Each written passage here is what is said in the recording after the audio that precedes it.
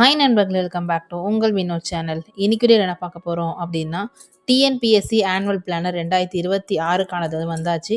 So அது என்னென்னலாம் exams இருக்குது, எப்பப்போ இருக்குது அப்படின்ற ஃபுல் டீட்டெயில்ஸ் நம்ம இதில் பார்க்க போகிறோம். ஸோ ஸ்கிப் பண்ணாமல் கடைசி வரைக்கும் பாருங்கள். நம்ம வீடியோ நீங்கள் ஃபர்ஸ்ட் டைம் பார்க்குறீங்க அப்படின்னா மறக்காமல் சப்ஸ்கிரைப் பண்ணிட்டு பக்கத்தில் பெல் பட்டனே கிளிக் பண்ணி வச்சுக்கோங்க. அப்போ தான் நான் போகிற நோட்டிஃபிகேஷனில் காட்டும். உங்கள் டவுட்ஸ் தான் மறக்காமல் கமெண்டில் சொல்லுங்கள். வாங்க வீடியோக்குள்ளே போகலாம்.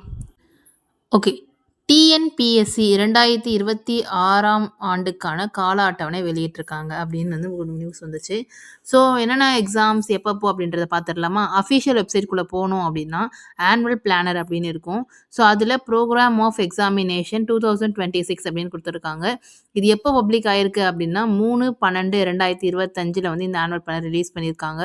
ஸோ ஃபர்ஸ்ட் எக்ஸாம் பார்த்தீங்க அப்படின்னா கம்பைன்ட் டெக்னிக்கல் சர்வீசஸ் எக்ஸாமினேஷன் நான் இன்டர்வியூ போஸ்ட்டுக்காக இன்டர்வியூ இல்லாமல் இருக்கும் பார்த்தீங்களா? ஸோ அதில் சிடிஎஸ்சியில் ஃபஸ்ட் எக்ஸாம் நோட்டிஃபிகேஷன் 20/5 வரப்போகுது.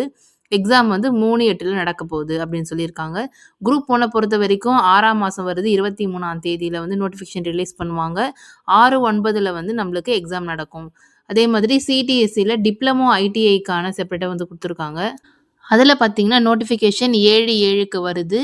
20/9 மாதத்தில் எக்ஸாமினேஷன் நடக்கும். அதே மாதிரி குரூப் 2 ஏவோட நோட்டிஃபிகேஷன் 11/8 வரப்போகுது. அதே மாதிரி 25/10 நம்மளுக்கு எக்ஸாம் நடக்கும். அதே சிடிஎஸ்இ அந்த எக்ஸாமில் இன்டர்வியூ நடந்து நம்ம செலெக்ஷன் பண்ணுவாங்கள்ல. ஸோ அந்த எக்ஸாம் 31/8 நோட்டிஃபிகேஷன் வரும்.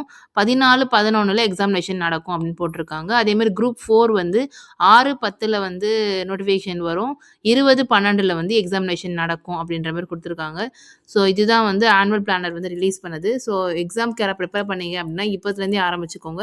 எந்த எக்ஸாமுக்கு நீங்கள் எழுத போகிறீங்க அப்படின்றத கன்சிடர் பண்ணிவிட்டு அதுக்கப்புறமா எவ்வளோ டைம் வச்சு நம்ம படிக்கலாம் அப்படின்றத நீங்கள் செக் பண்ணிக்கலாம்.